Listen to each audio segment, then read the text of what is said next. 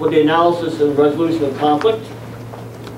And Desmond Dinan, our colleague, is in France, an EU specialist and historian here at the GMU, constitute the committee for Eleftherios Michael, who is here to share with you the results of a very comprehensive dissertation, which I have here in my hands, and which is why Jenny probably feels as much as Eleftherios does. No, this is about half of it.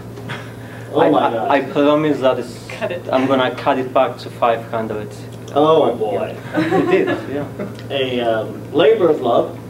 Peacemaking in Cyprus, 1955 to 2012, 41 separate peace initiatives, well over 100 interviews with all the major players, comprehensive bibliography, a dissertation rich in propositions, and many theoretical implications.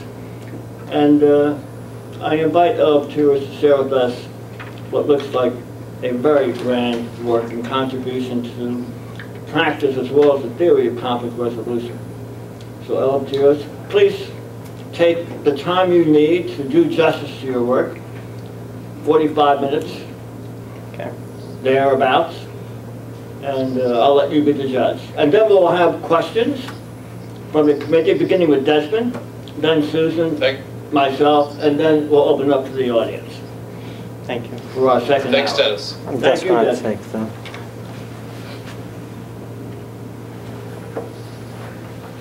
Hi Desmond, is this okay? Can you hear me okay?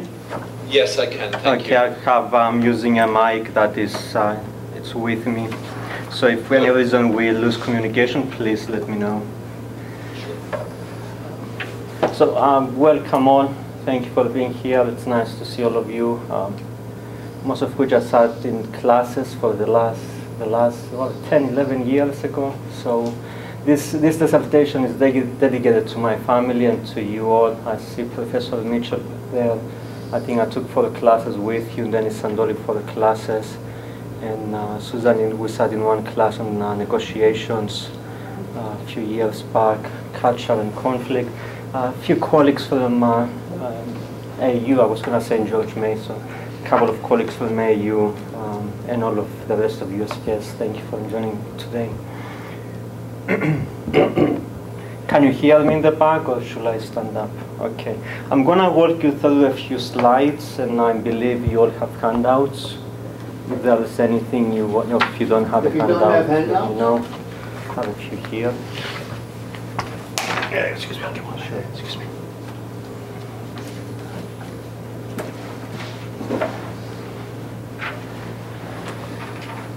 This is a very famous Professor Dennis Sandole's outline, so I didn't have a choice. Well, I had a few choices, but it's something that I follow. What, why, how, findings, implication. And Desmond, I think you see the outline as well. Do you have the PowerPoint? Yes, very clearly. Thank you. It should project at the same time. Okay. And I'm going to walk you some of these steps as I'm going along. First thing to begin with is what this dissertation is all about. Well, I wish I knew what it was all about, because some of the people I interview, they keep on changing their minds quite often. And especially when it involves interviews with top elites, as high as the president in the Republic of Cyprus and the president in the Turkish Republic of Northern Cyprus. They do change their minds quite often. So that was a little bit of a challenging approach to take. But at least you only see a few questions of quite a long list of questions for the research that I was looking at. And for simplicity, and one that still fascinates me as of today, is what is it that prevents or holds these folks in Cyprus from finding a political settlement. They all want a political settlement. The question is, how do they define it, and how do they go about finding one? And 42 peacemaking initiatives that I selected, and I will tell you a little bit about the criteria of selection later on. Still no solution. The current efforts, if I could use the word impasse, that's because I'm trying to be very polite and describe the current situation. In the Republic of Cyprus, they decided to step back from the negotiations because the EU presidency is taking place soon. And for some reason, they decided that the timing is not good enough. So we don't see any much development of that.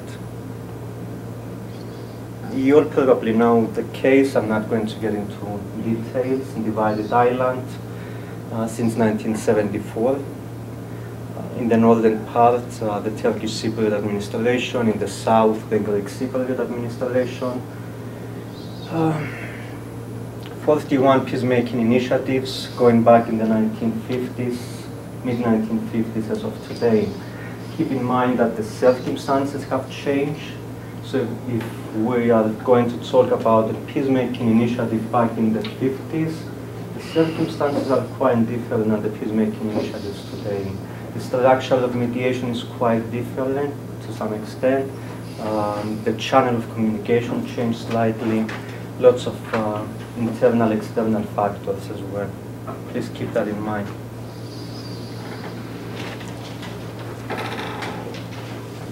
Some of the things I wanted to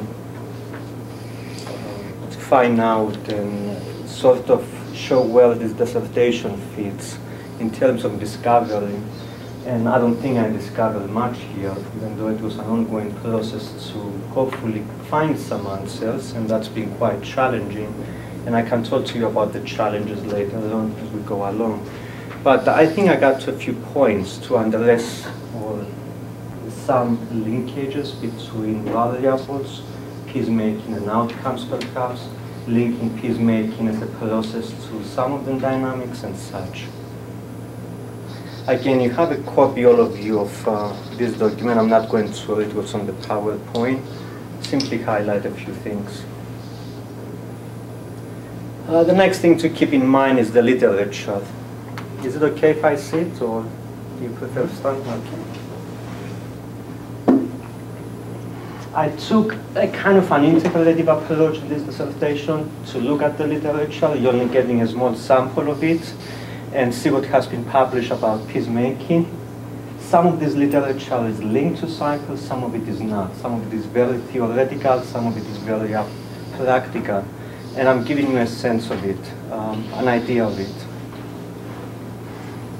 I think some of the most influential, not because he's sitting here, is Professor Mitchell 2000 and Mitchell and Webb 1988.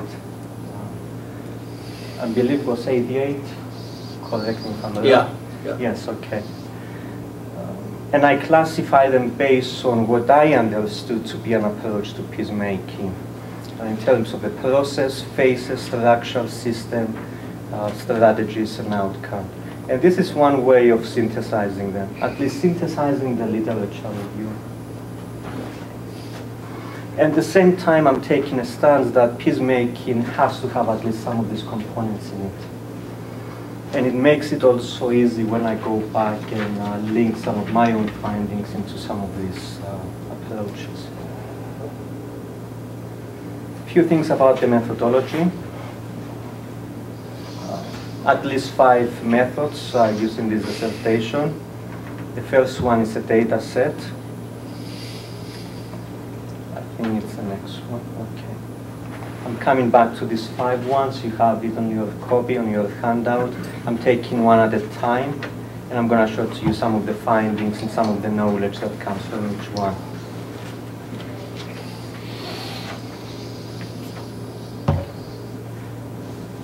Data set 41 peacemaking initiatives, and it's important to keep in mind that these initiatives are separated chronologically, 55 to 59, 60 to 74, 74 2004, and from 2004 May up to the present.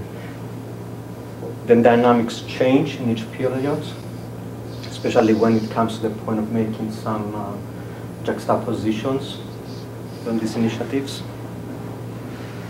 And most of them I was able to find in private collections. Some of those private collections was included some of the top leaders and negotiators in some of these initiatives. And it took the longest time to eventually compile this database. If you want to see the paperwork, it's a few boxes stuck next to each other, including peacemaking initiatives with jokes from one top leader commenting about the person sitting across the table. I was lucky enough to get a couple of those. I should probably put them on eBay to make some money. But, what else should I say? I attempt to do a little bit of classification. I'm not sure if I included or not a sample of how that looks like. I went as far as using the Gatman scaling, but I wasn't very successful to implement the Gatman scaling. I think I need some outside researchers to do that, to avoid some of my own biases. So I don't put everything in where they fit according to my own mind. But hopefully that will be an extension to it one day. I think I've said enough about this. Some of the findings and implications when you have a database. To begin with, this is a list of all of the initiatives. Was I a little bit selective? Yes, because you will find quite a few initiatives that I did not include. That includes initiatives that I wasn't able to find any information about. It's only a couple of them from what I know. Or initiatives that, or what Professor Mitchell will call gestures of conciliation. But when I went on the so-called other side to find out how did that develop, I wasn't able to find out much about it. Either because it was a secret initiative, highly confidential, or I simply didn't have access to it. So I was able to include everything that I have access to. I was able to get a copy of it, able to go through the documents for my own curiosity, and extend my dissertation into a 10 years work instead of 2 because of this. Now, when you have 41 initiatives, you cannot do much out of it, or you can do a lot out of it. So I'm only sharing with you some of those things. One approach was to look at the method that was used. I don't think my PowerPoint here works light, but that's okay.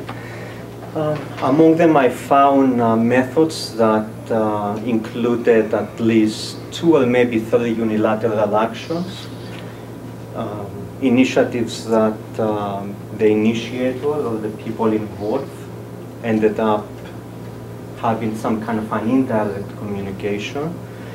About 9 of them I found to be in direct communication or indirect talks between the 2 sides. Some of them secret communication or secret talks up to one point until the channel or until the peacemaking initiative was eventually developed or announced to the public. And I believe 4 international conferences. And again, you have this copy in your handout. So that's one way of going about to start making sense out of those 40-something boxes of documents and papers. Another way of looking at that is link it to literature. That's when I'm just moving, that's why it's silent. Beginning from the very top, and you can see the key on the bottom. At least 4 initiatives went up to signaling, but they collapsed there. 13 initiatives passed the stage of signaling, but they collapsed at the pre-negotiation stage.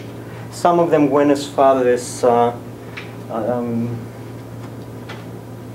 sorry, I meant to say preliminary talks. Preliminary contacts. PN stands for pre-negotiations, then substantive negotiations, accord implementation, meaning having a document in front of them that they agree on, and eventually 3 of those documents have been implemented. One of them was implemented in 1960, but eventually it collapsed at about 1962, the Zurich-London Agreement. Couple of other initiatives in 77, 79, but no implementation of that.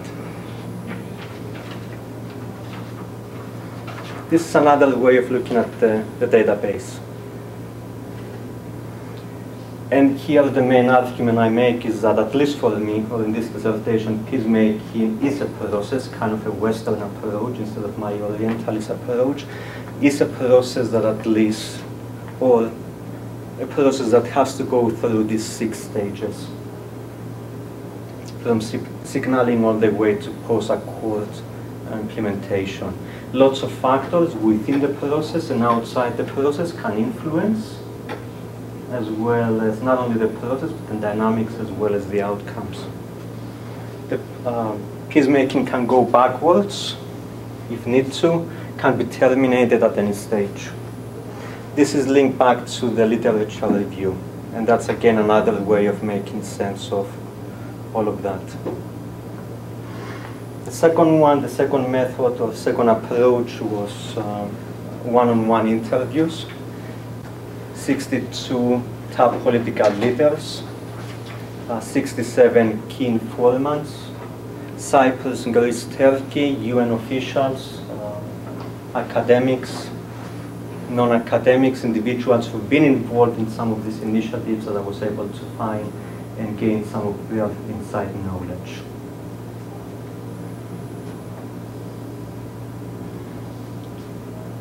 All of the interviews were based on GMU Subject Review Board 2006 to 2007. I'm sorry, 2006 to 2010. All of the interviews are transcribed, typed, and can be accessible if anybody wants to build on this. I don't think it's necessary to talk about the semi-structure and all of that, because this is not a class on methodology. But if you have any questions later on, I can come back to this. Second approach is linked to the third one, which I built a comparative analysis within, one of 2 comparative analyses, to look at least 2 initiatives, and I can talk about the selection of those 2 initiatives later on and what I was looking to get out of them. And let me share some of that knowledge with you. Approach 2 and 3 combine. One of the things I found to be interesting, I still find it to be quite interesting, is building on the argument that one of the dynamics that moves this process forward, perhaps backwards, it's this dynamic relationship between the use of leverage, concessions, constraints, perhaps catalyst in between. I can share with you quite a few examples of how leverage was used, how constraints were also used to either move the process backwards, forwards, leverage that were, or leverages exercise on top leaders to go to the next stage, and things of that sort. In this dissertation, I developed a typology, lots of influences that I classify under each category that found to have some influence on the process. The second thing I wanted to do by looking comparatively at least a couple of these initiatives was to sketch the process, how it looks like going from one stage to the next.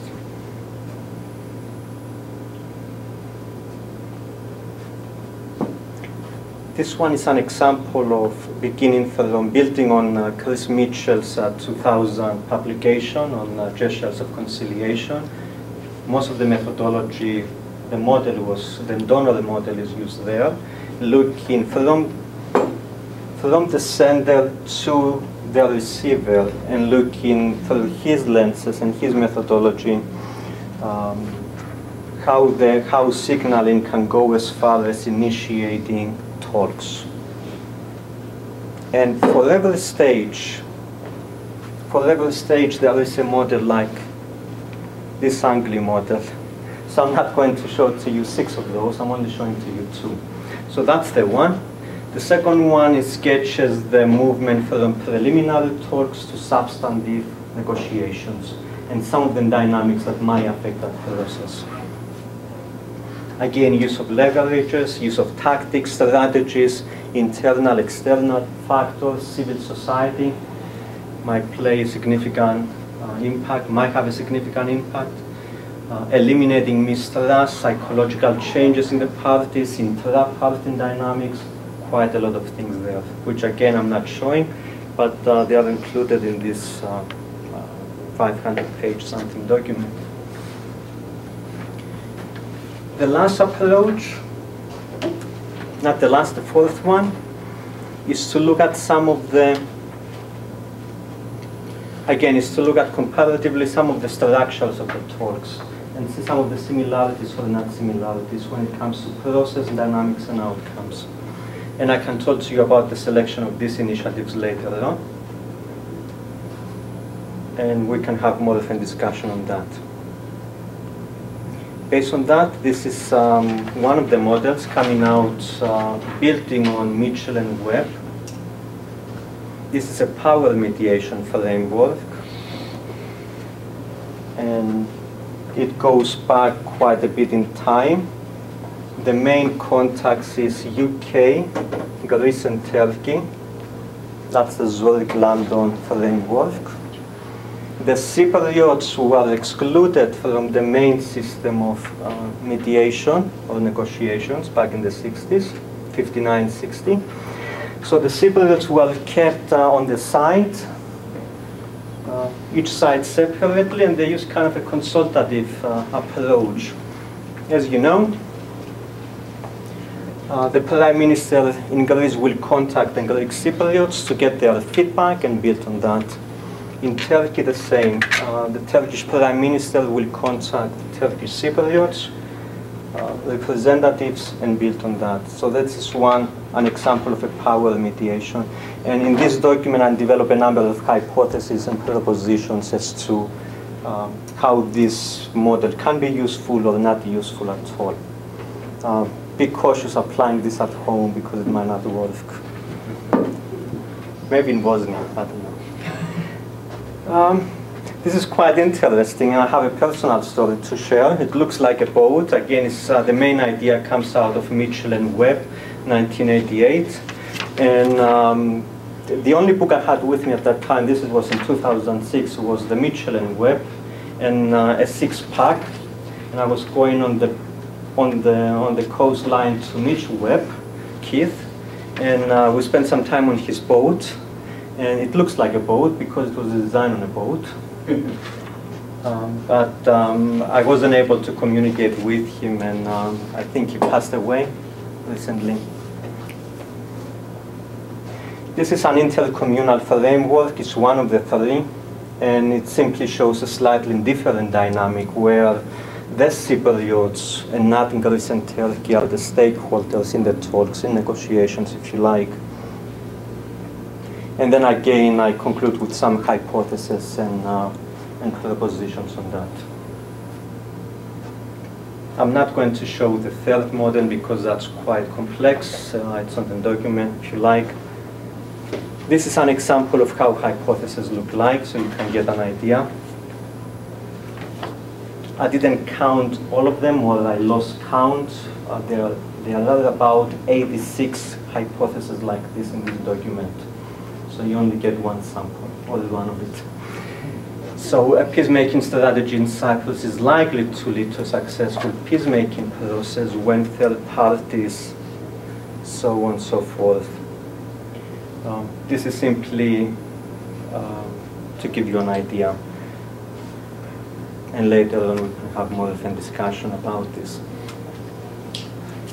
The 5th approach, and I think that's the last one, is to look at 5, or at least look at, in this document, 5 chains of communication, and building on a comparative analysis of similarities. The similarities is to see whether there is something in these chains of communication that perhaps is what prevents Cypriots on the 2 sides, or the cross and divide, to find a settlement. I am not going to show to you all 5, but I'm only going to show to you a couple of them. This is one chain. It was confidential up to one point. In 2007, it stopped being confidential because I was silly enough to talk to a journalist, and then it was published in the news.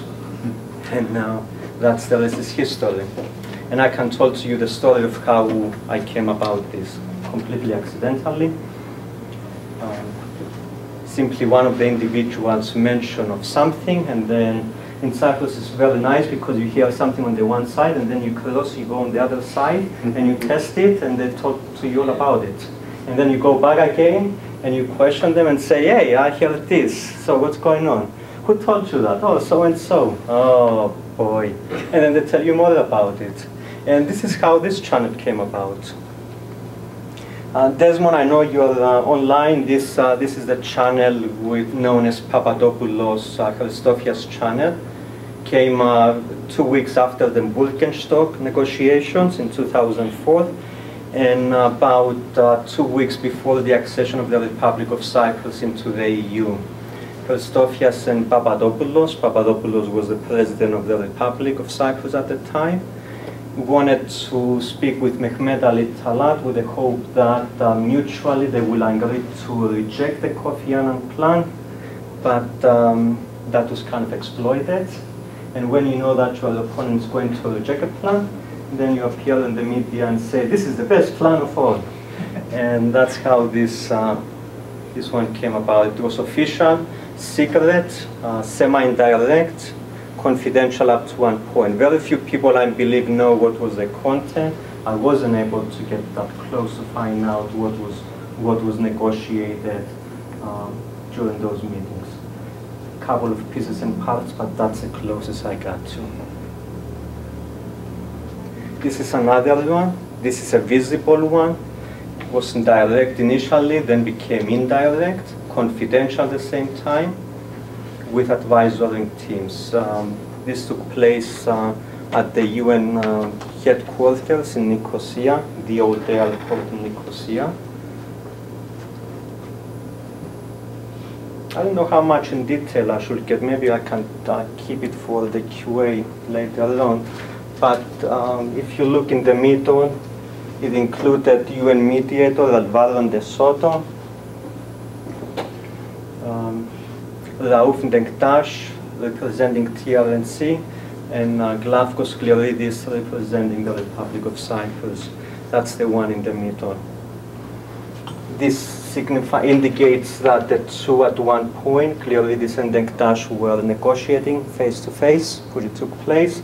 At other times, De Soto was mediating between the two, or using the shuttle diplomacy, depending on the timing, depending on the approach.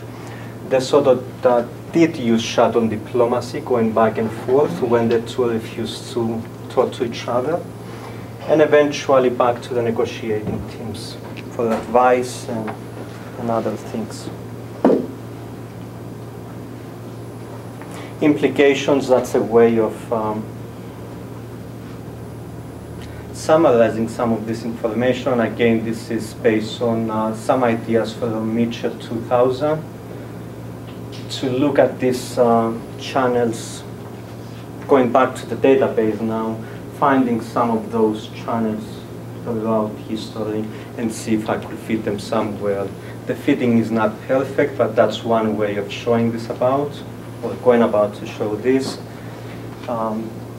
Channels that can be direct without third parties, direct with outside parties, official, unofficial, official first, unofficial, and then official.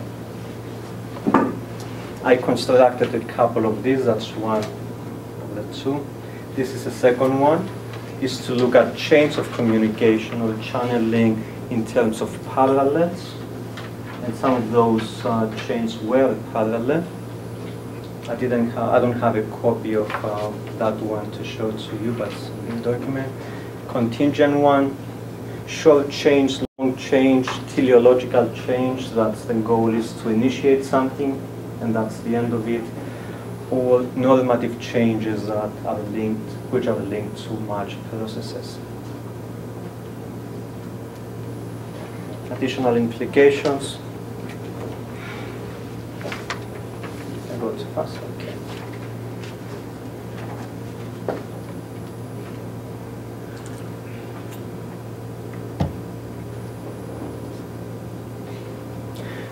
This is a huge model. Sometimes difficult to know where to begin, where to end, but look in the very middle of it. At this point, I was looking to find knowledge from the large database to link it to the smaller analysis back and forth. And one way of doing that is to begin from what I was doing, look at the top leaders, the dynamics within the top leadership, dynamics within political parties, and the negotiation teams, or negotiating teams. And this is a point where I started building hypotheses of how these individuals, top leaders, can influence perceptions, public opinion. They can demonize a peace plan. They can glorify a peace plan. They can include it into the textbooks and get into the discourse of high schools. Okay. Secondary education, it can influence the power and dynamics within the society, political party dynamics, and quite a lot of those things that are included up there. The way they go about to come up with an initiative or even define the so-called Cyprus problem, that also influences public opinion. Take, for example, one of the jargons that is used often in Cyprus, bi-zonal, bi-communal federation. In this interview, I include direct quotations from leaders where you put the one quotation next to the other is quite opposite. So you have one leader, a Greek-speaking Cypriot leader, who says, this is what a bi-communal, bi-zonal federation is, Eleftherios. And then I interview another political leader, even within the same political party, who defines bi-zonal, bi-communal federation in quite a different way. And that's what they hope to be, or at least that's what they preach in schools to be the end game. A solution in Cyprus based on federation, based on A, B, C, and D, F. But nobody knows what is A, B, C, and D, E, F. And the worst thing of all is people, the public discourse who adapts that language, and you hear on the streets, oh, this is what the solution to the Cyprus problem should look like. Bi-zonal, bi-communal federation. Well, what's beyond that? And that was my attempt there, to make a point, to make a linkage between top leaders and public discourse, significant influence. The second one is to build on the argument that since the end of the conflict in 1974, in August of 1974, the animosity continues between the two communities. And a lot of leaders built on that animosity and the hatred. The island, since 2003, well, if you visit the island today, since 2003, people can go back and forth. But they have to stay in their respective communities. Quite a lot of people refuse as of today to visit the so-called other side, even to visit the sites where their ancestors, parents, who still might be alive, used to live at one point. And that is also embedded into the negotiations. People, top leaders can manipulate those sentiments quite easily. And they can easily build coalitions in favor or coalitions against any peace plan. The most recent one in 2004, the famous or infamous Kofi Annan peace plan. I recall on the island at the time that there were kids, high schoolers throwing eggs on people and tomatoes on people who supported the Kofi Annan peace plan. What do 9 and 10 years old kids know about the peace plan and negotiation outcomes? So since the division, the argument here is that since the division of the island in 74 and on, the status quo decision builds a capacity and builds a reservoir for these top leaders to pick up any item they like, and based on that, things they pick up, on those things they pick up, they can support or they can oppose any peace plan. And then the followers as well.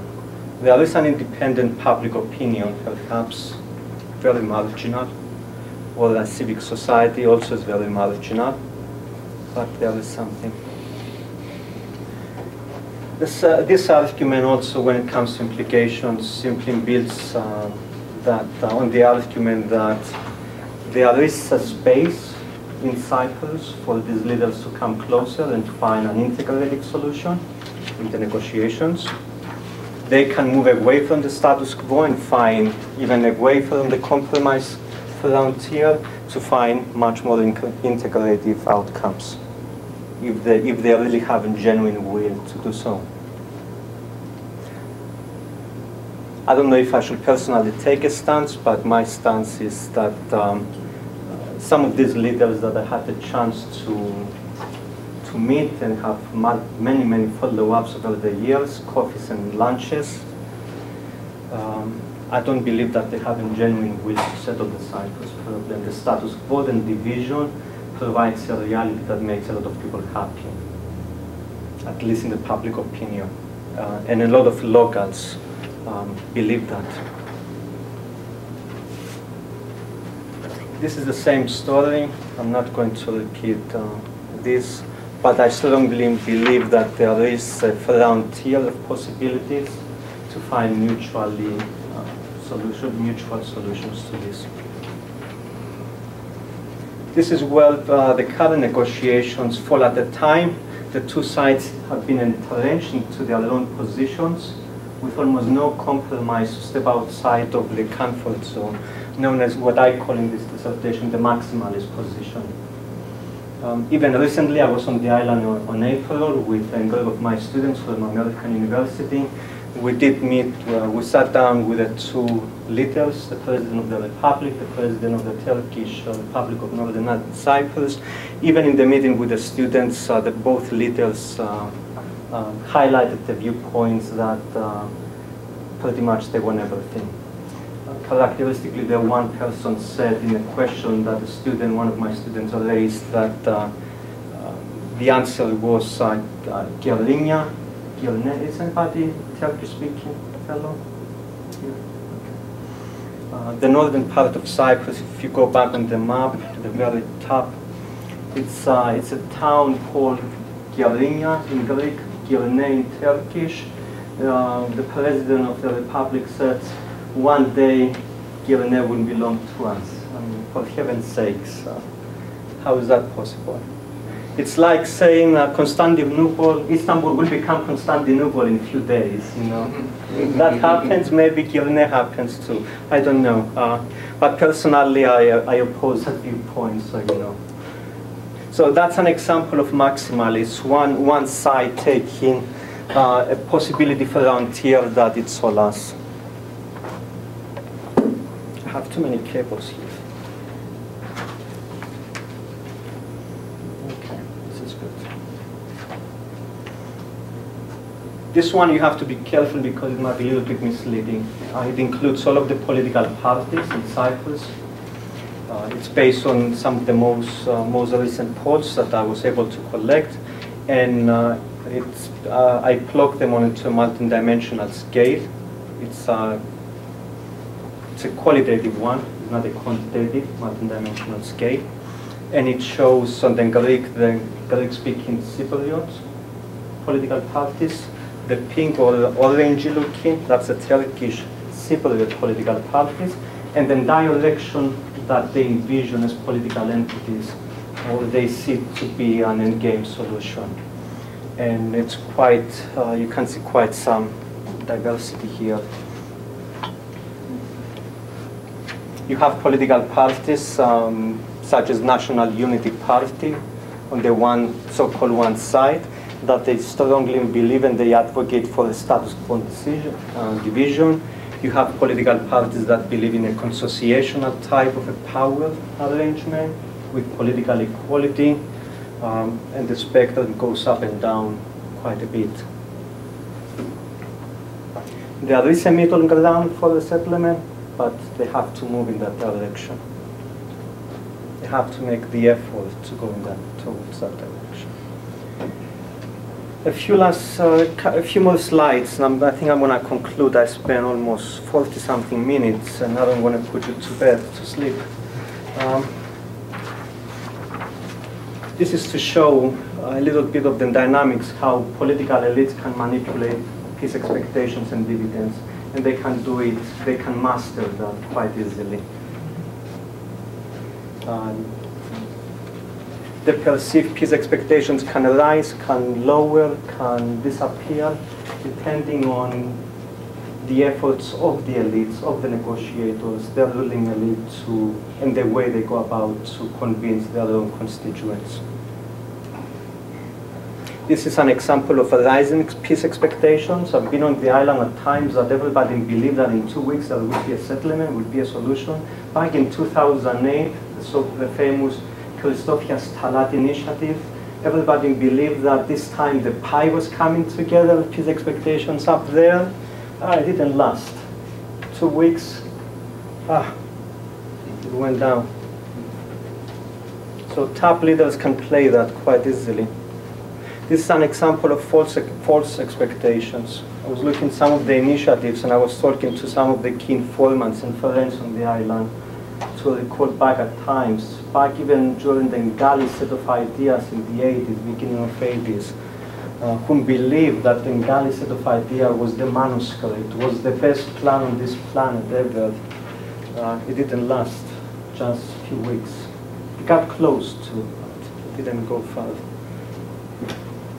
Even people in my own family believe that Ngali's set of ideas was the best plan. But who gave them the idea? I'm not quite sure. Was it Boutros Ghali? Were their leaders?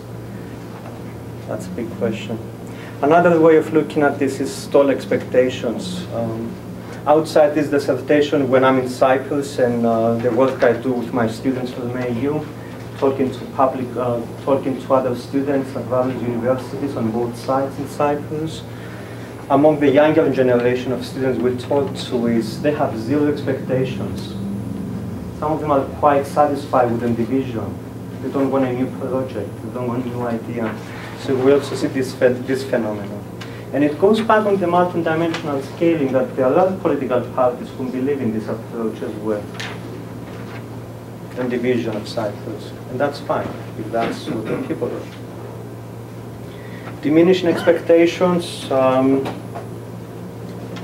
building on a couple of theories on expectations, and another theory by Ted and Geer in the 70s, Why Men Rebel. So some of these ideas are also coming from that literature. Diminishing expectations is something we see recently, the last year or so. If you follow the media on the island, people are quite disappointed. So disappointed that it's quite questionable as to what will it take for the next initiative after 2012 to come into place and convince the people that there is something good to believe in it again. Lastly, but not the least, an attempt to build, to link peacemaking with the larger peace process on the island.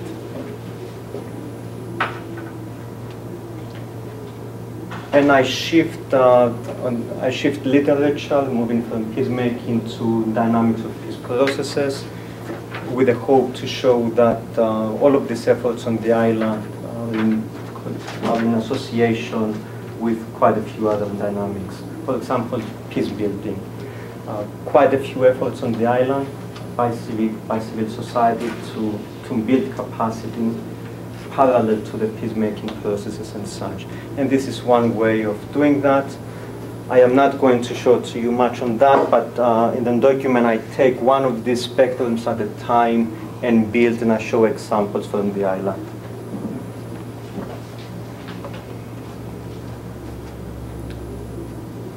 And I'm going to conclude with this. Again, the dissertation comes up with a number of prescriptive, maybe, hypotheses. You have to be very cautious when you read this document, how you go about to apply them. It's very challenging. In addition to this document, I have a similar one about Bosnia, which is excluded today. And I'm not quite sure in what ways we can use some of these hypotheses, juxtapose from them and build them in another case. But as practitioners, mediators, negotiators, they have to be cautious, and I raise that caution on this. some of the obstacles I think I highlighted here, and I conclude with a few more. I think that's the end of it. Why don't you leave that last one up for a few Yes. minutes? Desmond, are you doing okay?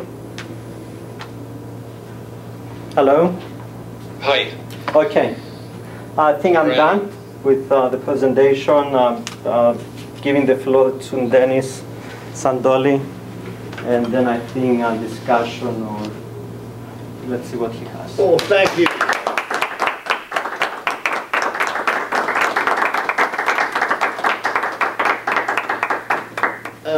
Clearly, a rich piece of work with all sorts of implications, again, for the theory of peacemaking and its linkages to peacekeeping and peace building and other aspects of overarching peace processes, theory and practice reside in your fine piece of work. And obviously, no summary description, as you've just given, can capture all the richness and complexity. And those of us who've been privy to the dissertation and to being on your committee clearly have some questions, which are going to be helpful to you in finally putting this to bed, as we say. So let me ask Professor Desmond Dinan in France. Desmond, do you have any questions you'd like to put to Eleftherios?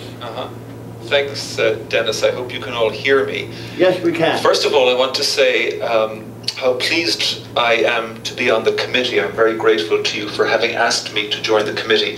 This is an excellent dissertation. It's been a pleasure to read. It's very well organized, very well written, very methodical. The database is extremely impressive, and I hope that you'll be mining that for many, many years to come.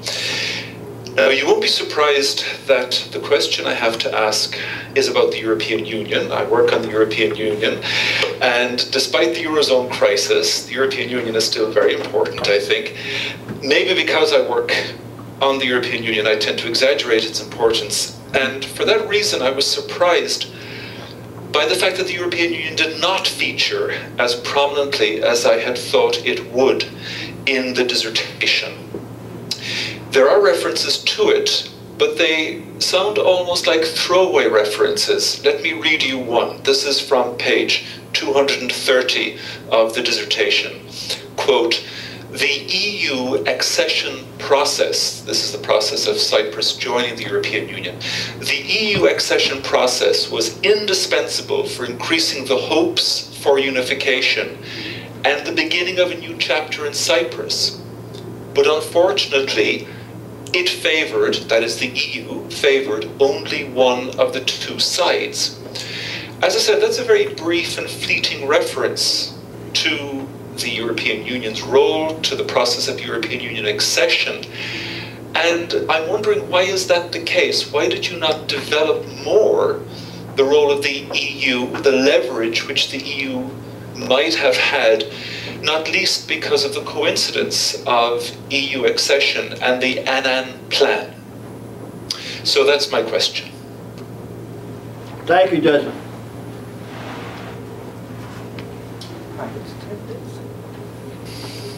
Hello? Okay. Yeah, hi. The mic is back. Good, thank you. Thank you for the question. I'm going to try to be short because I want to get as many as possible, if that's possible. Yeah. As you probably know, I'm a little bit biased when it comes to the EU and Cyprus. But yes, the document needs to expand a little bit on the EU and how the Commission used leverages or leverage to unite the island, and the way that did not work out. I'm quite famous, not very famous, but among critics in Cyprus, that I strongly believe that the President of the Republic of Cyprus had the chance to to be a president of a united Cyprus, but he decided to be a president of a divided Cyprus instead.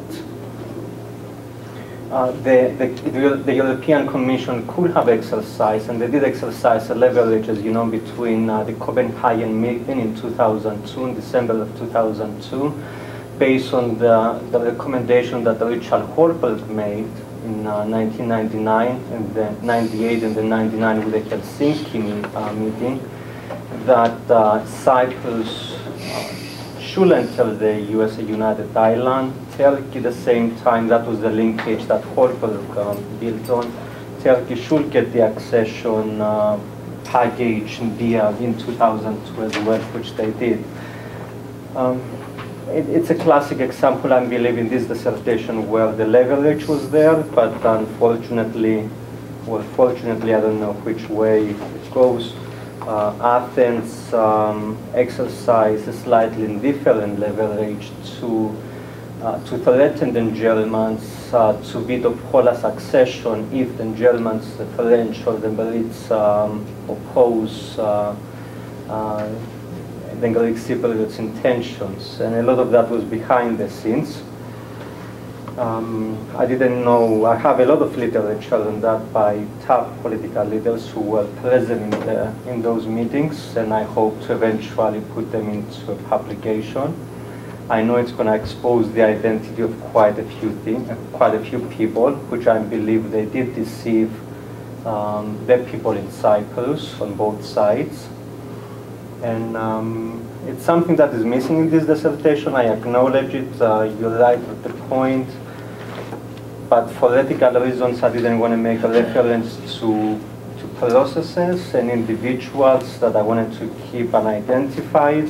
At the same time, I believe that they deceive the Cypriot population by telling them stories and facts that never exist. And it's one of the things that I was fortunate to find. Now, the question of triangulating them, I don't know. I spoke with one commissioner at the time who was in the enlargement, who believed he was also deceived by the President of the Republic of Cyprus.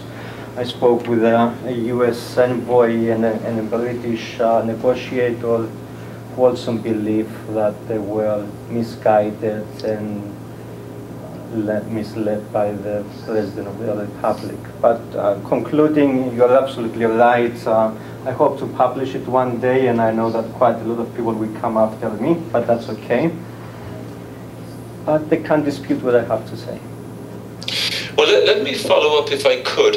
Yeah. I take your point about sensitivity to revealing information and people's identities, but it is an important part of the story, and might you not at least have included the role of the EU, where you refer to paradigms early in your dissertation? On pages 24 and 25, you discuss and develop paradigms. Maybe membership in the EU was a paradigm shift and deserves to be acknowledged as a major paradigm change without necessarily going into the kinds of details that you refer to in the answer to my first question. Yes, thank you. Yes, I agree with you. It was a paradigm shift, but today is a utopia.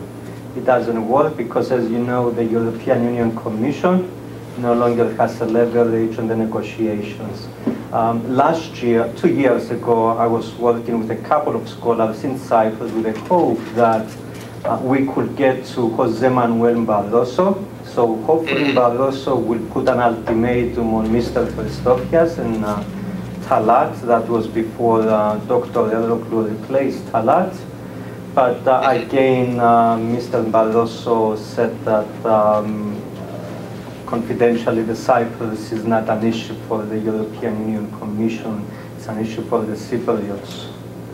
And again, the campaign by the two leaders in Cyprus, Mehmet Ali Talat and Christofia, that the latest initiative is a Cyprus engineer and a Cyprus-led initiative, also meant that Europeans stay home, Americans and British people stay home and don't bother us with the negotiations. I disagree with that approach because that was a way of getting the critics out and getting the European Union out. EU is a paradigm. EU is a place where all Cypriots can live together. Even Turkish nationals, where the locals call them settlers, can be integrated quite faster than Turkey and anybody else, and could become a new model. But I don't see that happening. At the point, it's just a utopia. Even Barroso gave, confidentially speaking, I cannot testify this. I was told by a person a few months ago, in a communication that he had with President Christofian. He assured him that during the presidency, the EU leaders want to talk about EU matters, and please don't take them on the green line, the buffer zone, to show them where the Turks invaded Cyprus.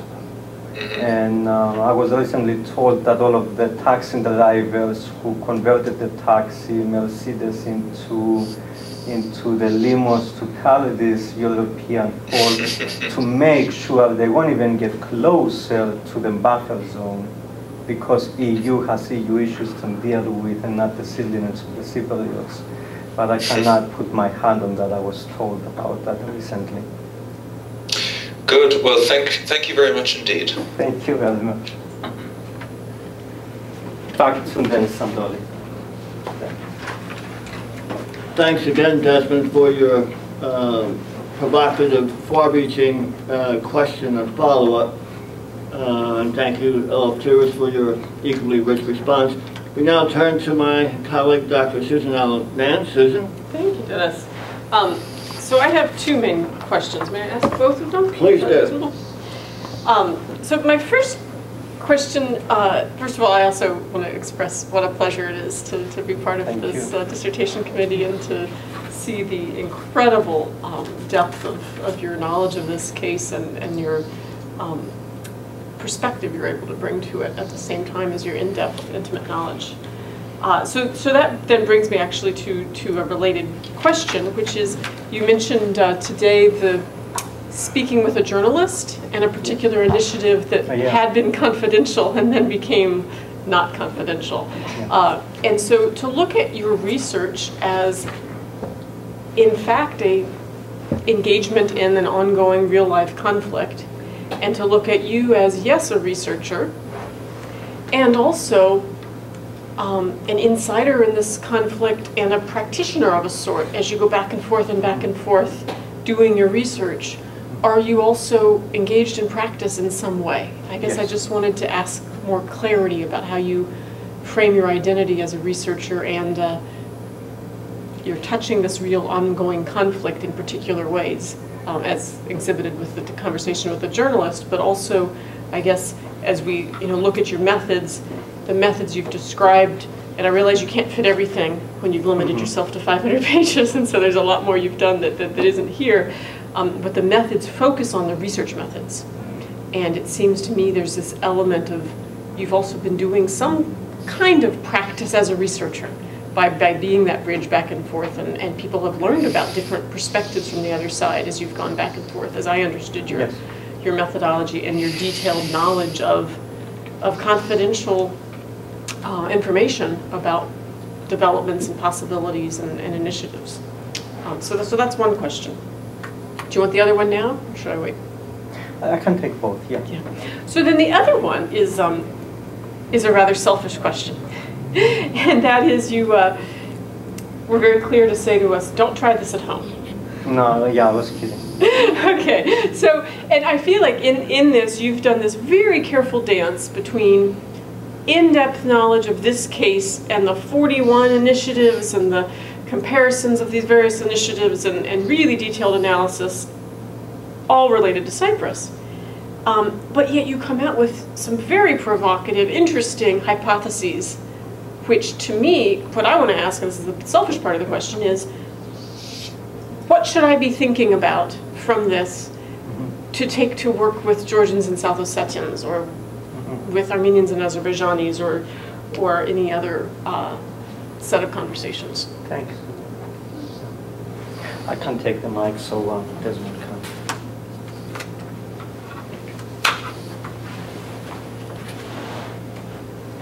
I'm back on the mic. Okay, thank you.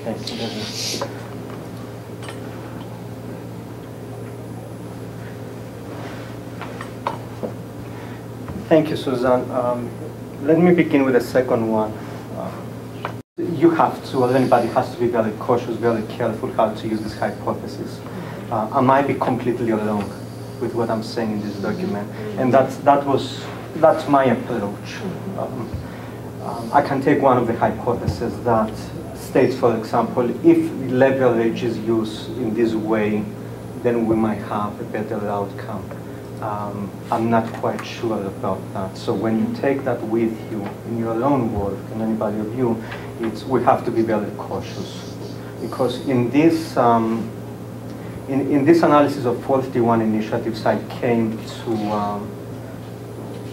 a lot of times I came to the point that I either contradicted my own self and said, yes, this applies in this initiative, or applied in that initiative, let's say number 21.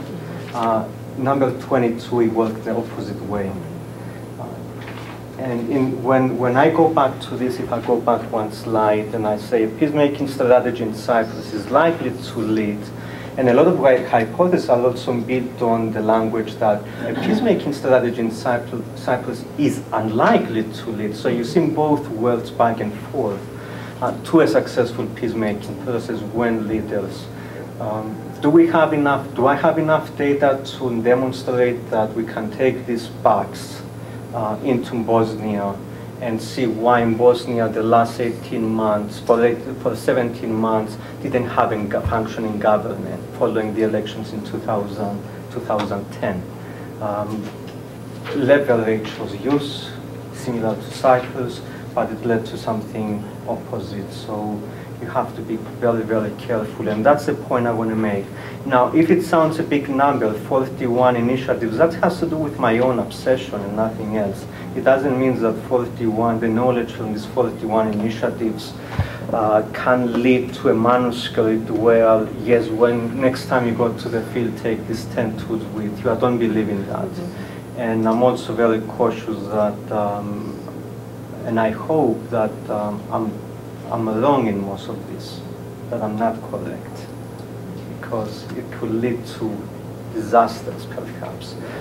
So caution should apply, going back to that. So don't try this at home. Well, yeah, not from a selfish viewpoint, but don't try this at home. It's one piece of knowledge I got out in my own research was in Northern Ireland. The negotiations around the Sandole agreement back in the early 2000s up to mid-2005. Some of you follow Northern Ireland. You know what was going on in those negotiations. At a point where the Republic and UK put a significant leverage on the local parties. Now, taking that as a suggestion where you have a protracted conflict and you have the motherlands on the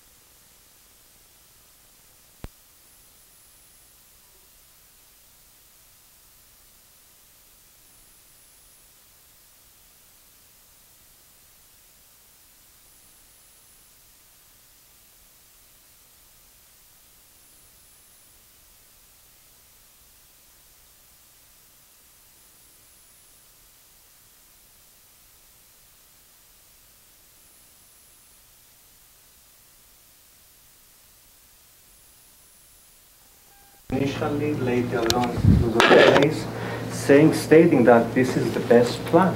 You guys have to accept it.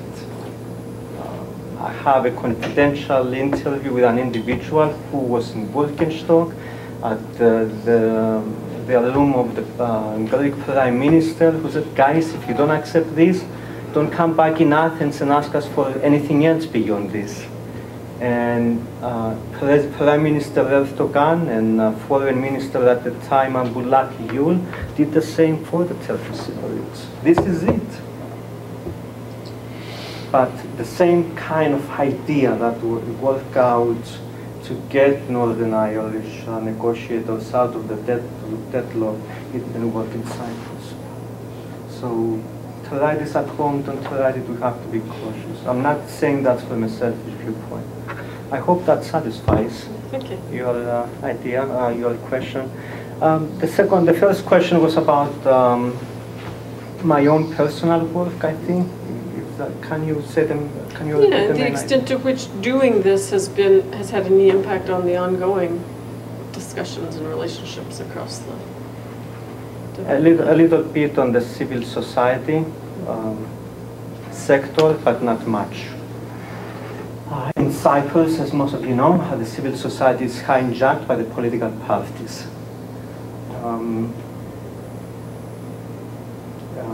Hijacked significantly. Political parties in Cyprus view civil society as electorate vote away from them, from the political parties. Sometimes they're trying to enter them, sometimes they let them do something, but without much support. I work with Harry Anastasiou, which I think Ron Fisher, Chris Mitchell, and you might know. Nikos Anastasiou, quite a few people who've been working from the Harvard project with Diane Shikas all the way to today.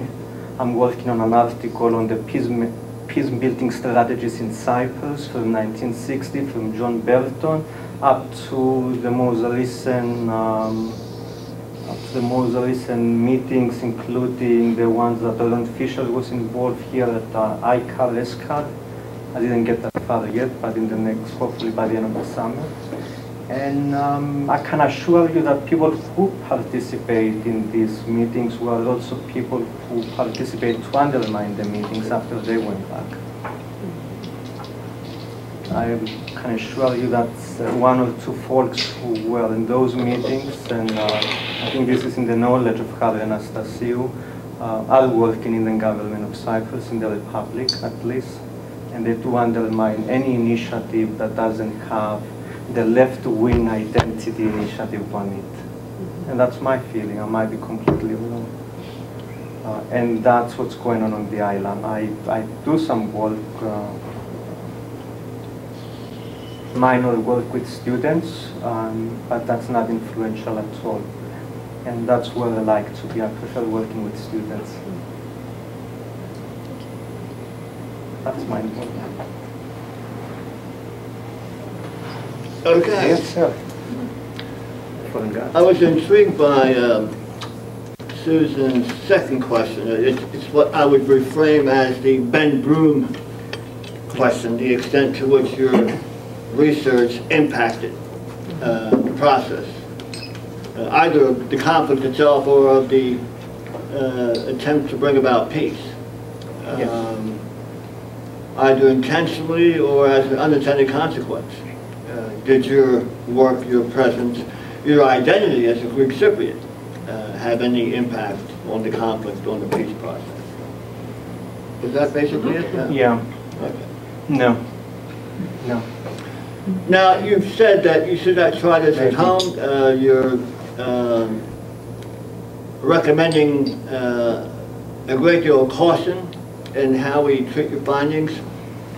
But with anyone who has offered 86 propositions dealing with your unpacking the peacemaking process into processes, phases, structures, systems, strategies, outcomes, signaling, constraints, leverages, inter-party, and all the rest of your taxonomies, there must be some contribution here to generic theory of how a peacemaking process can be successful or not, which could apply to other conflict situations. And you mentioned Sri Lanka, Northern Ireland, which you commented on, as well as Israel-Palestine, as examples of other conflicts where your findings might apply. So don't use these at home, but on the other hand, yes, pay attention to the findings, but also pay attention to the uniqueness of the conflict you wish to apply the findings to. So my first question is, can you distill those 86 propositions about structure, strategies, process, phases, outcomes, and more categories into theory? Either about what could work in Cyprus or what could work in identity-based conflicts in general, would be my first question. Yeah, very challenging, but thank you. Very challenging in real life to do such a thing.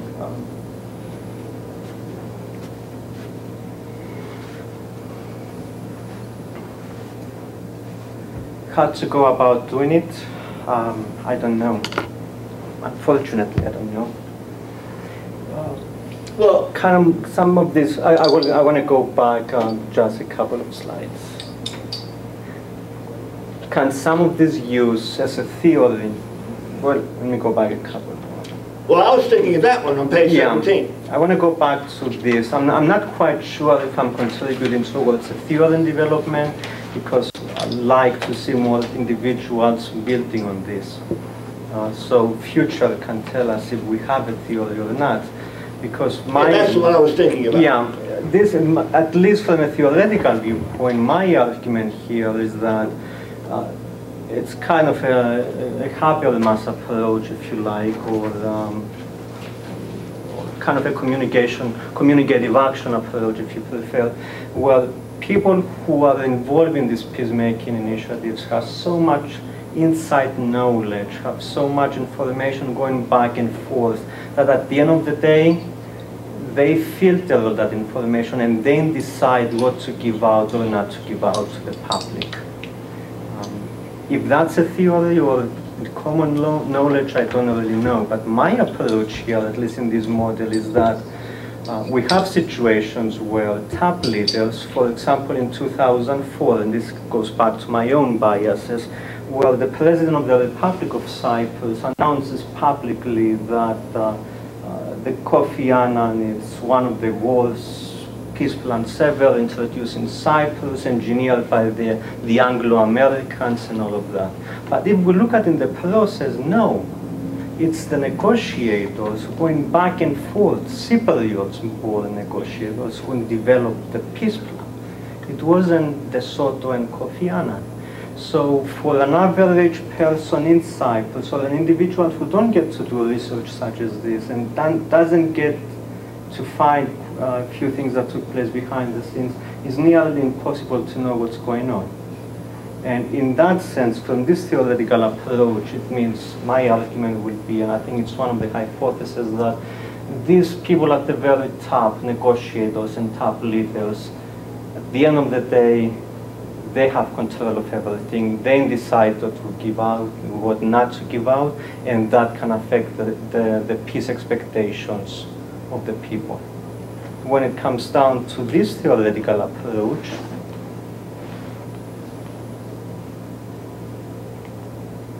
the rising expectations includes people in my own family, which talking to them back in 2003, 2004, I wasn't on the island often, and I've been critical to the process at the time, and especially the top leaders, but people in my own family believe that, gosh, this is it. In May 2004, Cyprus will enter into the EU United. They didn't even have a clue, I didn't know at the time either, that 2 months prior to the accession, the President of the Republic of Cyprus refused to negotiate. Even in Birkenstock, the last attempts, negotiations didn't take place. He sent his envoy to negotiate, and he escaped. Desmond, you probably know this. Tassos Papadopoulos left the negotiations in Birkenstock to go to an EU meeting in Brussels with the Assistant Secretaries of State. And he was the only president to become an EU president who was there. All the other 15 something were not even present. So the point to make is, yes, there is a lot to build as part of a theory. We have to be cautious at the same time. because it might not lead to a successful agreement. The last point I wanted to make is going back to the very beginning.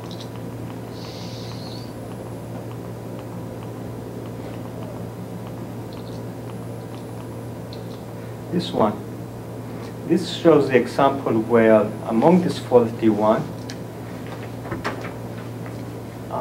3 of those agreements that eventually came to the point to sell it to the public, which public did accept it, at least one of the 3, eventually collapsed.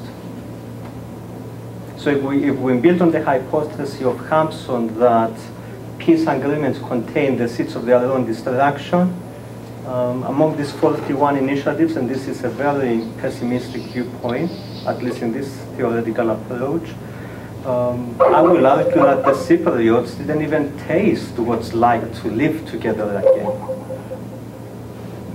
So if there is a peace plan tomorrow that promises a settlement to the Cyprus problem, I would be very cautious because that might not succeed. It might lead them to new adventures. So that's another theoretical argument. I don't know if I'm making sense or not. Yeah, let me pursue we may have lost Desmond, is my worry. Yeah. Oh, that's what that sound means, yeah.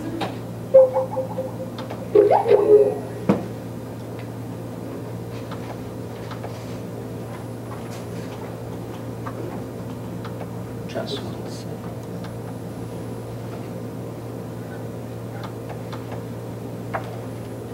The technology is great when it works.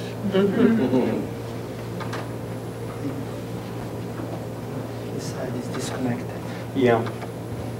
We need to wait. Probably his side also. Yeah, I cannot get him back connection. because he's... Yeah, he's offline. So I'm not sure if I can answer your question. I don't know if I can give you a strong answer to your question, Well, but definitely there are some significant challenges when it comes What to I'm pursuing here, Eleftherios, is the so what question. Yeah. You've done this vast amount of work over a decade in your own country. Obviously very, very important to you. It's a long-term, intractable, protracted conflict that hasn't been violent for some time, but it certainly has not led to positive peace. The various peace processes. So the so what question is, okay, based upon all this, the nearly 100 propositions, the multiple diagrams or models, your findings, the interviews,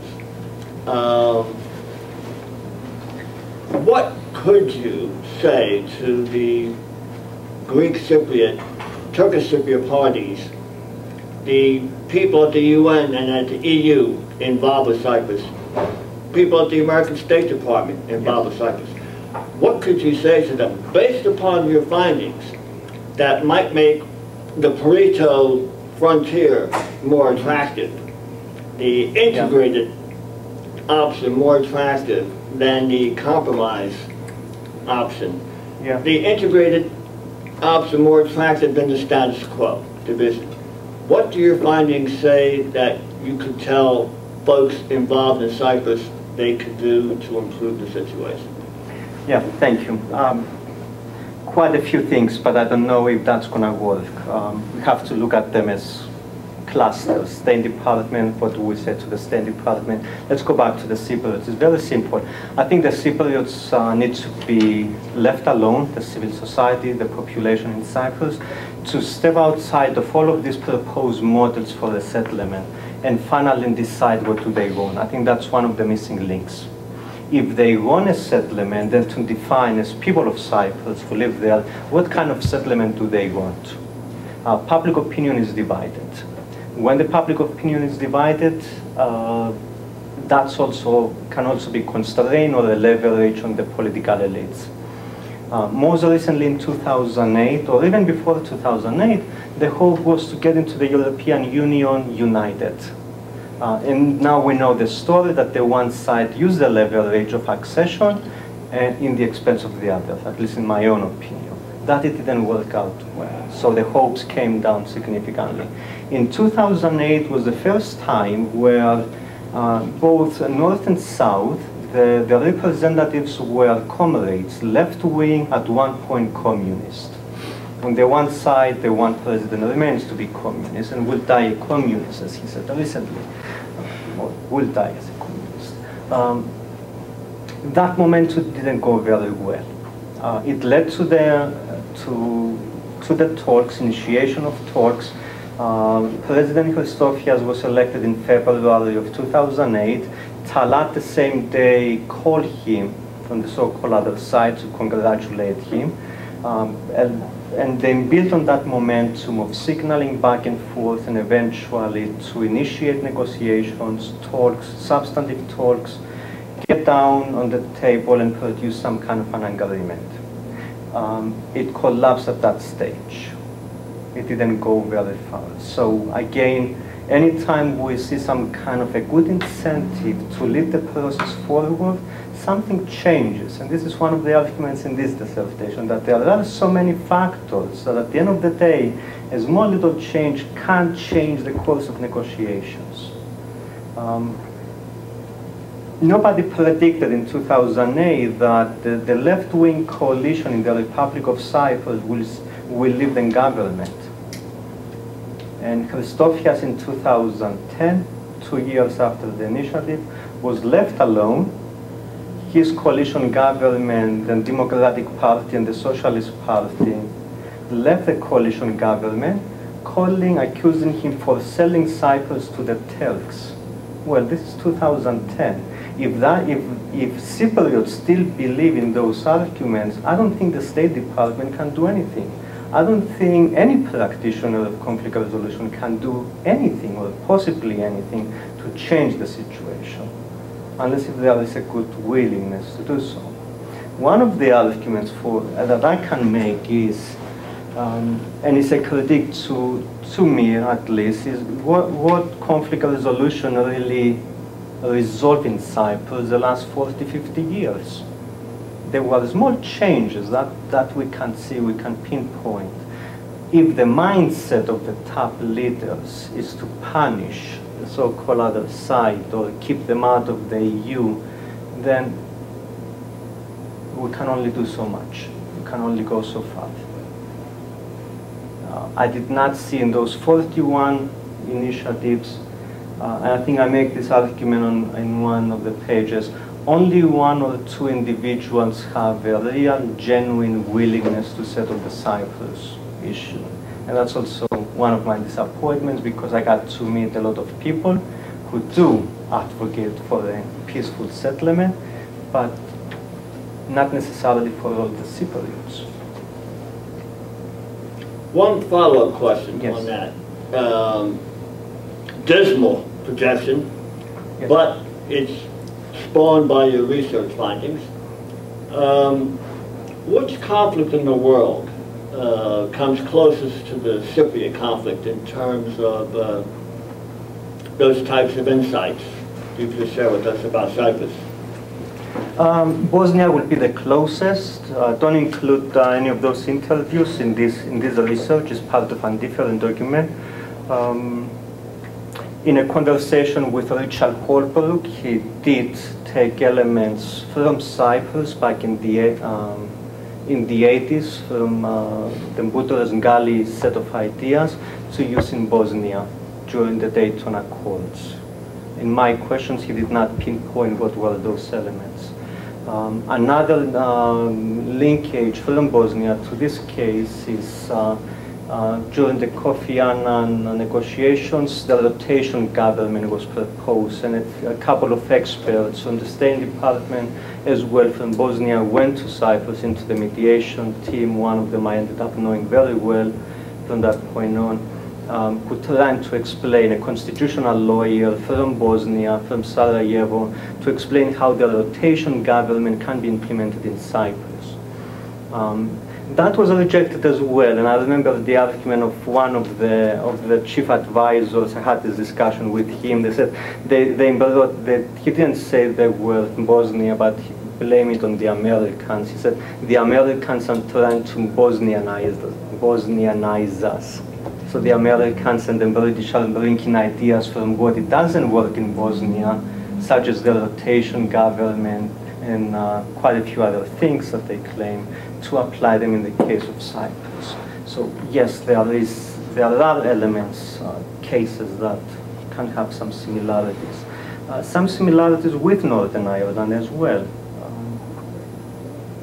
So we can try this at home. Yes. Perhaps. But with caution. Yeah. Okay. With Let caution. me invite members of the audience to ask Eleftherios some questions based upon this fine piece of work. Professor Mitchell. Can we spend 1 second? I don't know if I can get him online. No, you can't. Don't bother. Sure, okay, I'll leave him alone. Actually, he's watching the football game, I know that. I told him when I get home, I'm going to call him and we're going to have a Guinness, and he liked that. Okay, I have two main things I want to ask you, Eleftherios. Incidentally, I'm enormously impressed by the amount of work that you've put into this and the amount of data that you've uncovered. To work of, well, you thoroughly justify the 10 years you've spent on it.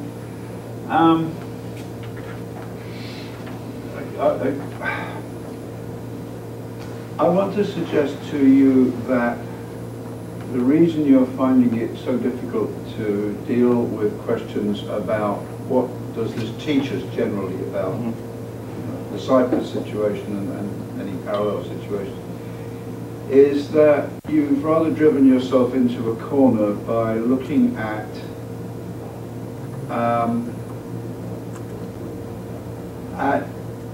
incomparables, that you can't compare things in the way that you've done it. And my reason for saying that is really that when I looked at your manuscript and saw that you were talking about initiatives to negotiate a solution to the Cyprus problem from 1955 right up until now, that in fact the Cyprus problem changes. Yes. Right? But if you actually start talking about 1955 to 1960, I think you're in a completely different game. Yes. From the situation from 1960 to 63, from 1963 to 1974, from 1974 right up until 2000. Well, And all as of today. I would say right up until the accession issue comes up. In 55, the main issue is get rid of the British. Yeah. And worry about what happens after the British have been booted out. Okay. 60 to 63, it's how do we make this, this London and Zurich, how do we make it work? Yeah. After 63, it's how do we put together the bits of Cyprus that have fallen apart, and we've got a situation on the island where, Greek Cypriot villages are surrounded by Turkish Cypriot fighters, Turkish Cypriot villages are surrounded by Greek National Guard. Then it all changes again in 75 with the Turkish, 74. whatever we're going to call it. Sorry, yes, 74. Intervention. Yeah, the intervention, incursion, invasion, whatever word you want to use. Yeah. And then maybe you're into a modern era where the issue is what do we do about a divided island? So, and it seems to me that the central question changes over time. Yes. So if you really want to be pessimistic about it, I would simply be pessimistic about the post-74 situation and ask what's gone wrong with that. Yeah. Okay, and I'll get your question in a minute. Sorry, I'm taking long. It's your fault. You've taken me back 40 years. You probably know about Louise Diamond's idea, which she never followed up, which I wish she had, about what's called a conflict-habituated system. Yeah. What would you say if I were to ask you, why is the status quo so stable? Yes. In other words, people on the island have got used to it. I remember back in the 1960s talking to people on the island, and they were intensely worried about the island and about you know, the next thing that is going to go wrong with the island. And I get the feeling now that people have sort of got used to it. Yes. And a lot of the negotiation that goes on is a kind of a dance, which nobody takes particularly seriously, particularly the elites who are involved in it. So I guess my question is pretty vague. You know, to what extent do you think that the islanders themselves have got used to this situation, and there isn't a big enough change on the horizon to make them think, oh my God, we have to do something about this? They can live with it. Yes. Or am I just being... No, it's a very good question. One of the arguments, in one of the hypotheses I built, I make the argument that the status quo provides such a cushion, such a good atmosphere to both sides, that everything else that the top leaders negotiate up there is simply for the show. In the United Nations, it shows, so that it's also a show for Clinton back then to indicate that, hey, I'm sending Stephanopoulos, I'm doing something there. I strongly believe that this peacemaking efforts in Cyprus since 1974 is just a theater. There is a lack of genuine will at the very top to go towards implementation. Especially when leaders, one day they talk about coexistence, they don't even touch on the topic of reconciliation.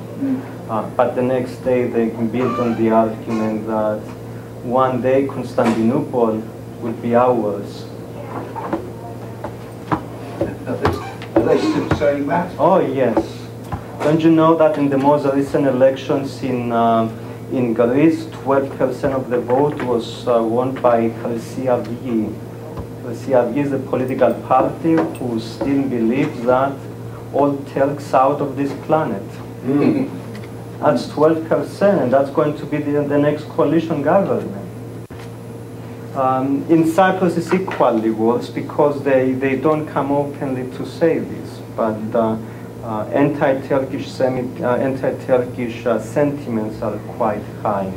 And I don't think there is a leader, at least on the Greek Cypriot side, who is willing to sell and deal, to accept and deal and promote it and build constituency for it without paying a huge price. That's why Mr. Christofias is not nominated for the Nobel Peace Prize. Or Mr. Talat, in my opinion. But I agree with you that it full faces and the circumstances change. But I wanted to build a database to look at all of this collectively and what have changed and what knowledge can be generated from the power mediation in the 60s, before the 60s, that was a very power mediation. Dean Acheson and almost every Secretary of State in UK and USA was involved, was the chief negotiator in Cyprus.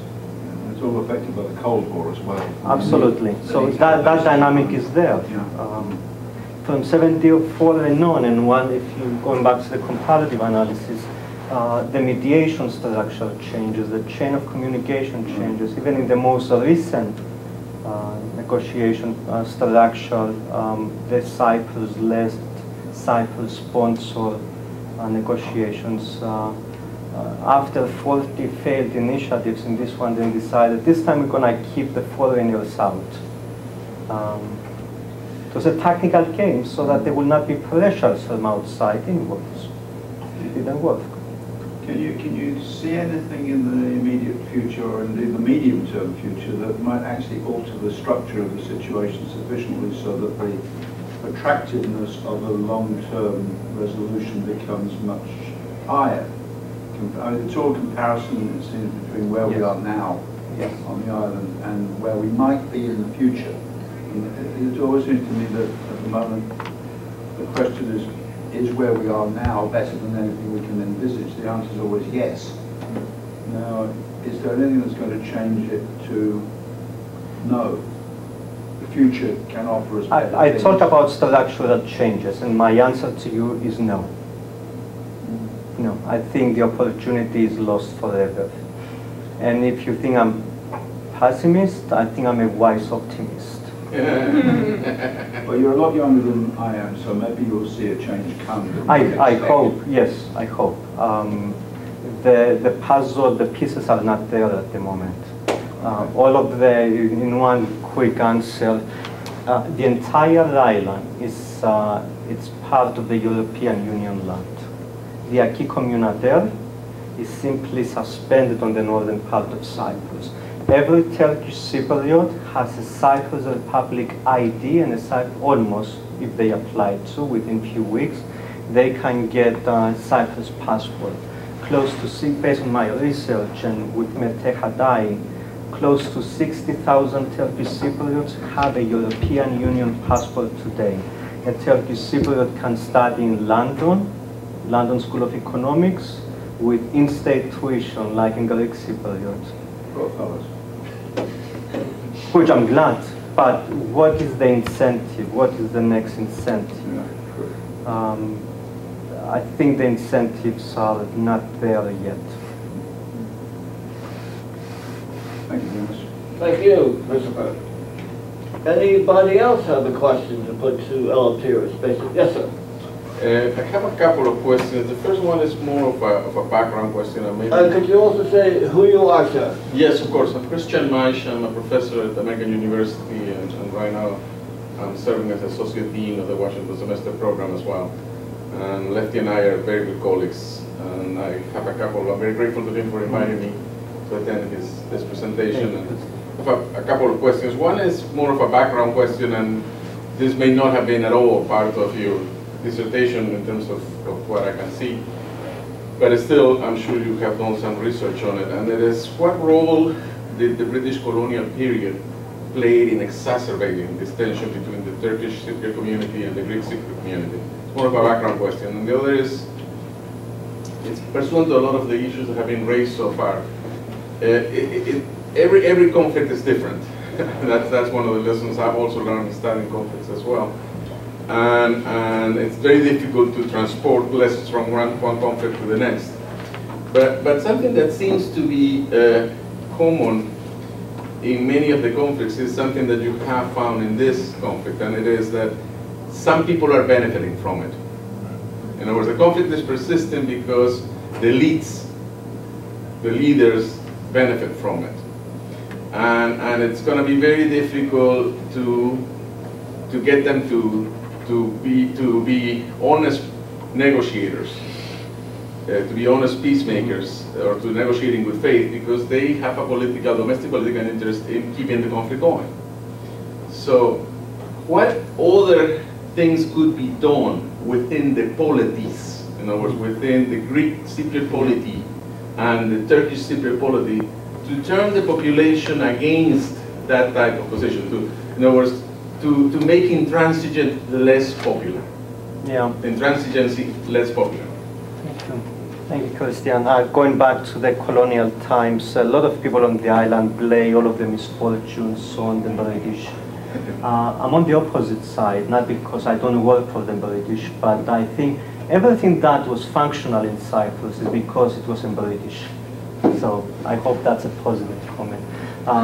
Now, there is a question that some folks ask, and initially sort of the idea attracted me, is why UK within the rule from Sri Lanka, Middle East, some of the mandates in Middle East, North, and some other places, in a way that in some situation left something dysfunctional behind, whereas in Northern Ireland and perhaps in another case, they wanted to make sure that there is something functional behind. So there is an argument on that. I strongly believe that anything that functions today in Cyprus is because they inherited it from the British administration. The government, which even in the most recent news that people embrace Cyprus for being in a better condition than Greece, or Turkey is of course doing much better financially. At least it can build a good civil servant society to some extent. That's my comment on that.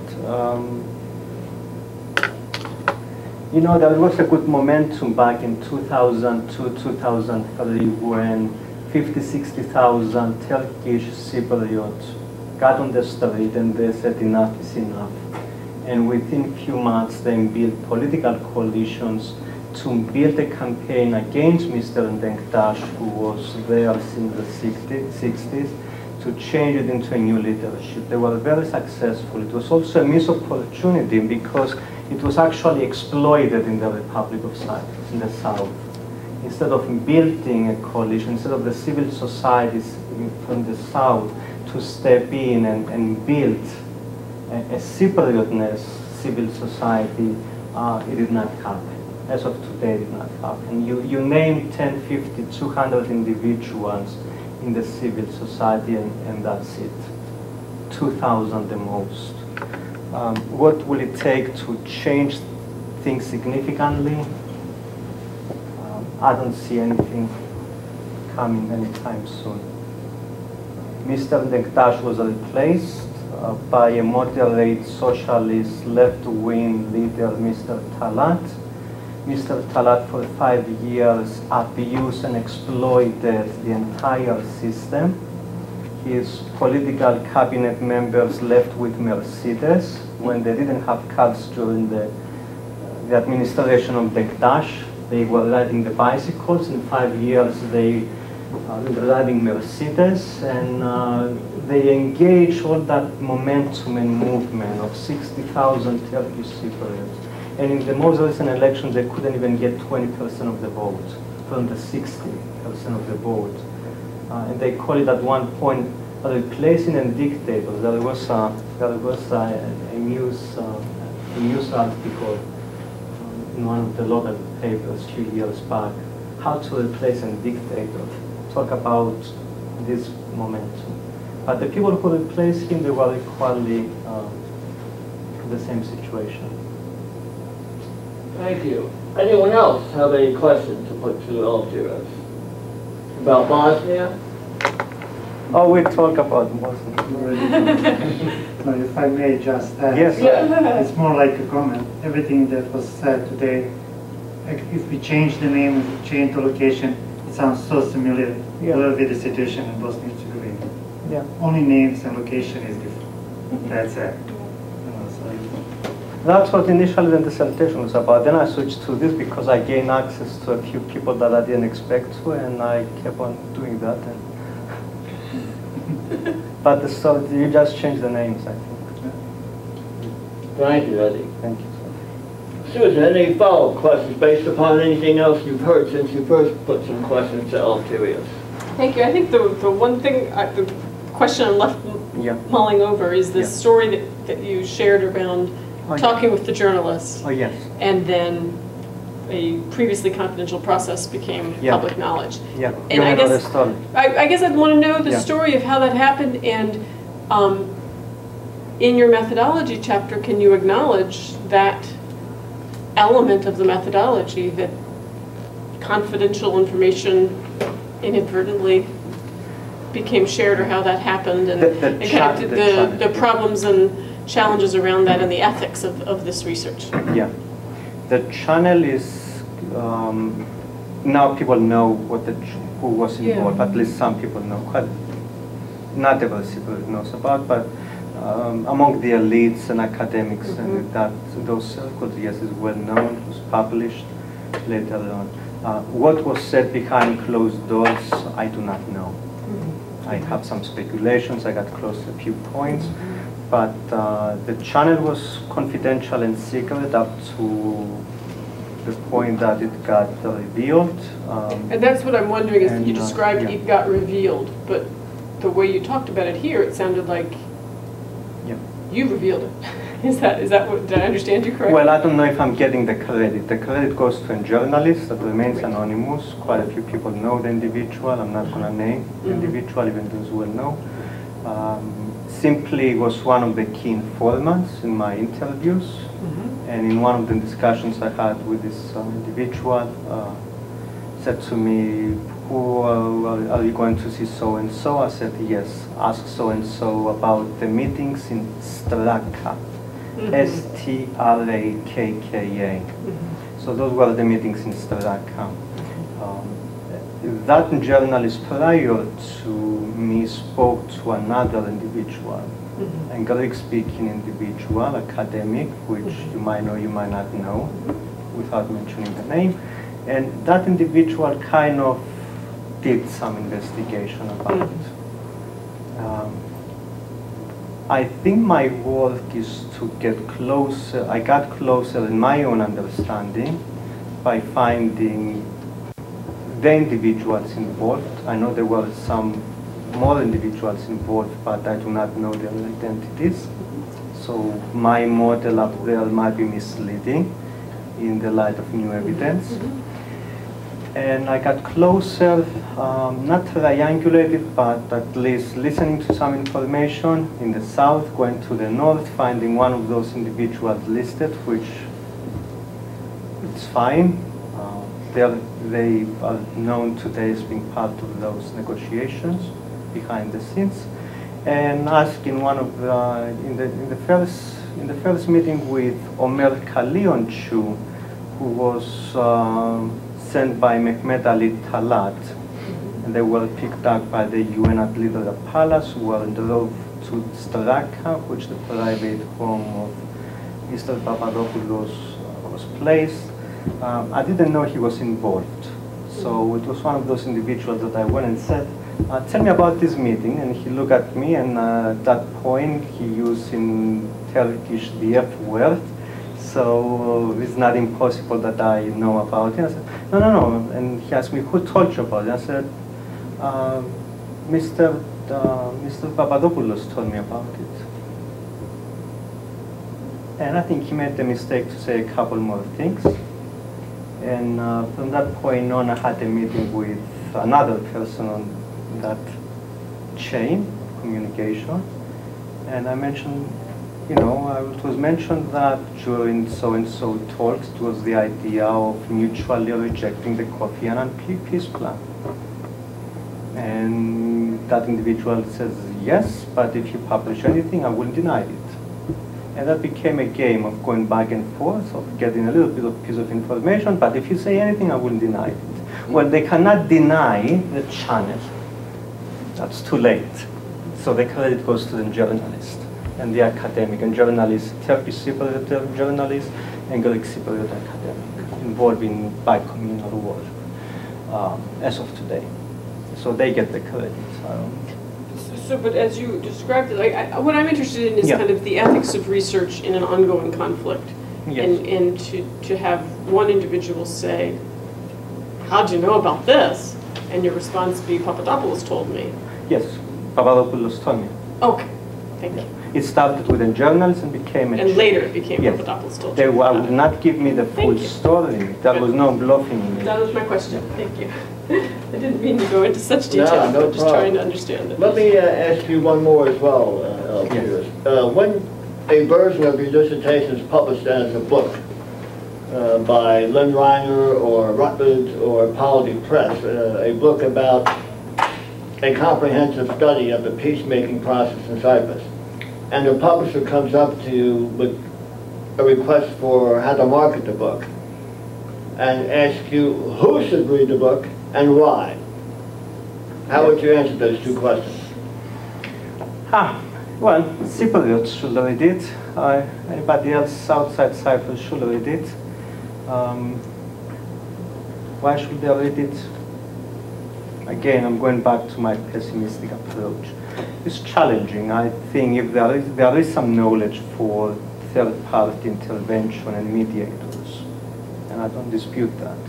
There are some lessons and suggestions and propositions for conflict resolution practitioners. There is some knowledge about people who are dealing with those, with that kind of knowledge. Is there a big market for it? No, I doubt it.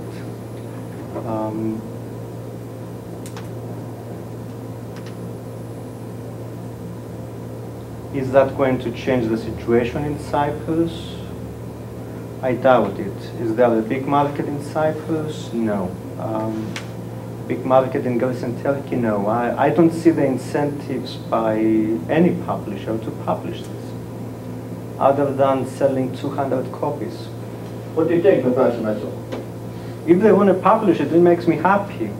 But how many they will read it, that's a different story. I think you're probably right about the audience for it being small, but that doesn't mean you shouldn't publish it. I mean, It's yeah. an important study. It's any consolation to you, the second book I ever wrote, I'm still owed money on it. On that note, we shall thank you again, Eleftherios. Thank you.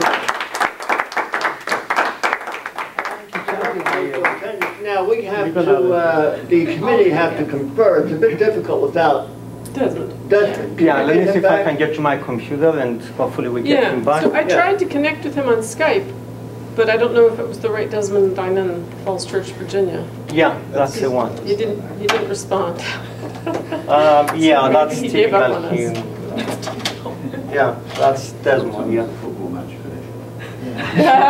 There you go. I might donate. Make some assumptions about him, and I will accept the responsibility for that. Dr. Michael, I presume. Thanks, sir.